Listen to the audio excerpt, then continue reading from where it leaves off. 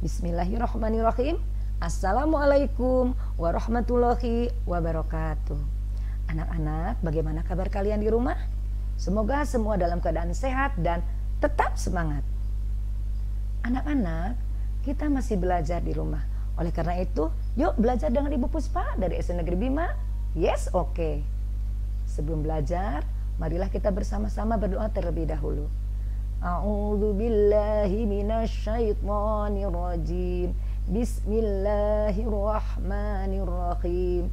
Raditu billahi rabba wa bil islami dina wa bi Muhammadin nabiyya wa rasula. Rabbi zidni ilma warzuqni fahma. Amin ya rabbal alamin. Nah, anak-anak, kali ini Ibu akan menjelaskan tentang pelajaran IPS kelas 5, yaitu peristiwa sekitar proklamasi. Nah, yang pertama Ibu tampilkan sebuah gambar. Di sini ada gambar bendera merah putih dan dua tokoh penting dalam peristiwa proklamasi kemerdekaan Indonesia. Nah, peristiwa-peristiwa penting seputar proklamasi kemerdekaan apa saja?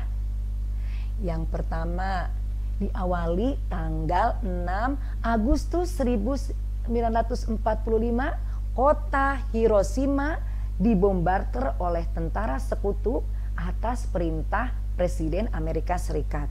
Saat itu Presiden Amerika Serikat yaitu Harry S. Truman memerintahkan kota Hiroshima dibom. Kemudian tidak hanya kota Hiroshima saja yang dibombardir.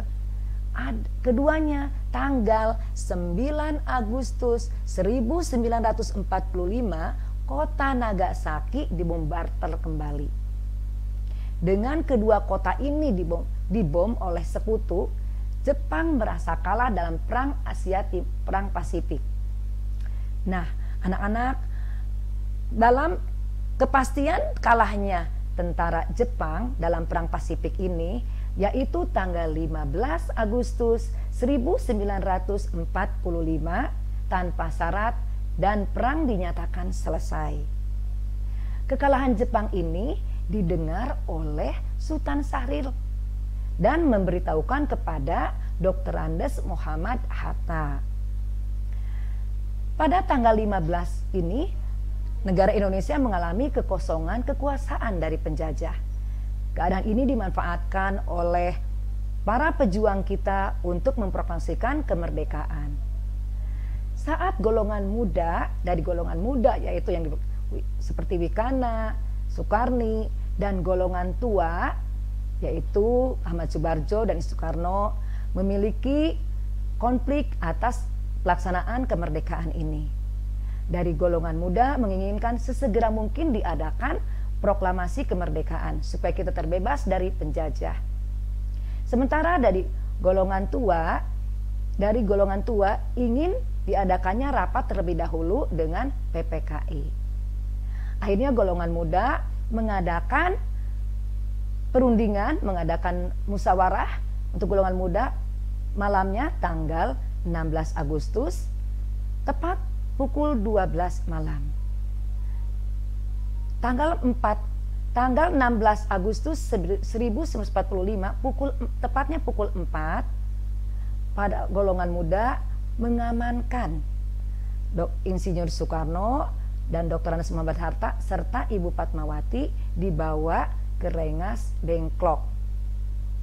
Nah, di sini ada peristiwa Rengas Dengklok karena tujuannya bukan menculik tapi mengamankan supaya golongan tua tidak dipengaruhi oleh Jepang. Nah, jadi golongan muda tidak setuju dengan golongan tua, kemudian menculik Soekarno dan Hatta ke Rengas Dengklok.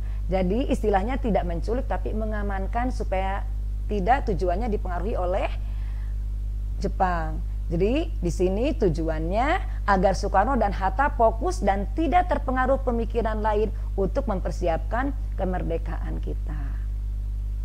Nah, anak-anak, saat perundingan ini diadakan oleh golongan tua dan golongan muda, akhirnya disepakati kalau hari berikutnya tanggal 17 akan diadakan proklamasi.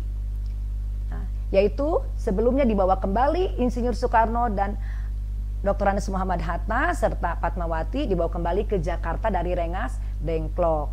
Malamnya dibuat musyawarah pembuatan proklamasi di rumah Laksamana Takashi Maeda, yaitu seorang tentara Jepang yang bersimpati terhadap perjuangan bangsa Indonesia. Nah, anak-anak pada malam itu dibuat naskah teks proklamasi oleh 3 perumus teks naskah tersebut, yaitu diantaranya ada Bapak Insinyur Soekarno sebagai konseptor penulis naskah dan dilengkapi oleh Dr. Andes Muhammad Hatta dan Ahmad Subarjo. Nah, hasil dari penulisan teks tersebut diketik oleh Sayuti Melik. Nah, setelah diketik, hasil teks tersebut akan ditandatangani oleh yang hadir. Tetapi Soekarni mengusulkan ditandatangani oleh 2 tokoh penting, yaitu Insinyur Soekarno dan Dr. Muhammad Hatta atas nama bangsa Indonesia. Nah, naskah teks proklamasi kemerdekaan Indonesia dirumuskan oleh Insinyur Soekarno, Dr. Muhammad Hatta dan Ahmad Subarjo, ya anak-anak.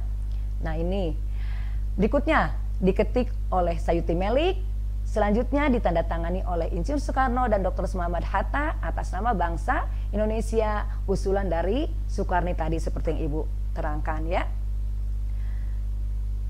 Berikutnya, teks proklamasi kemudian di Indonesia dibacakan langsung oleh Insinyur Soekarno pada hari Jumat pada pukul 10 waktu Indonesia bagian Barat, tanggal 17 Agustus 1945, bertempat di kediaman Insinyur Soekarno, yaitu di Jalan Pegangsaan Timur nomor 56 Jakarta. Ini tanggal 17 bertepatan dengan pertengahan bulan Ramadan. Nah, pada saat setelah dibacakannya teks proklamasi, Suhud dan Latif Henderningrat mengibarkan bendera merah putih. Diiringi langsung lagu Indonesia Raya ciptaan Wage Rudolf Supratman yang dinyanyikan oleh semua hadirin yang ada di sana. Pengibaran sang merah putih, bendera merah putihnya yaitu dijahit oleh Ibu Fatmawati, istri dari Presiden Soekarno. Nah, anak-anak sekarang dengarkan cuplikan dari proklamasi kemerdekaan.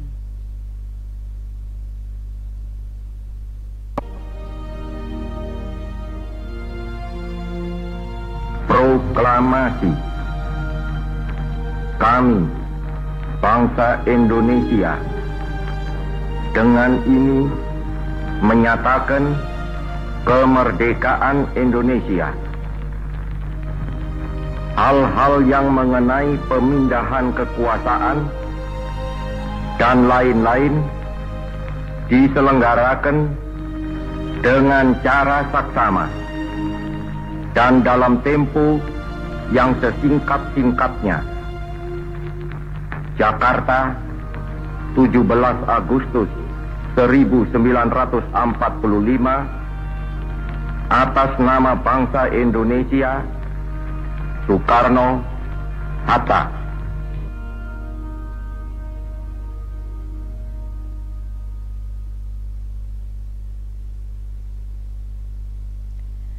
Nah, anak-anak, itulah tadi cuplikan dari naskah proklamasi yang dibacakan oleh Insinyur Soekarno atas nama bangsa Indonesia. Dan Insinyur Soekarno diangkat menjadi Presiden pertama Republik Indonesia. Nah, anak-anak, inilah yang Ibu jelaskan sedikit peristiwa tentang sekitar proklamasi. Nah, kesimpulannya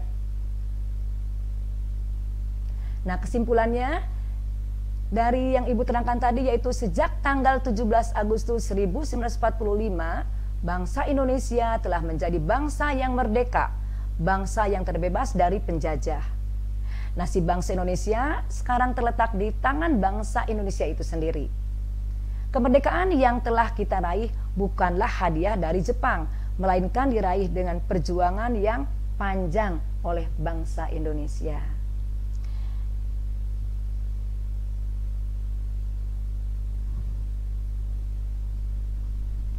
Nah, anak-anak, itulah penjelasan sedikit mengenai peristiwa dari proklamasi kemerdekaan Indonesia.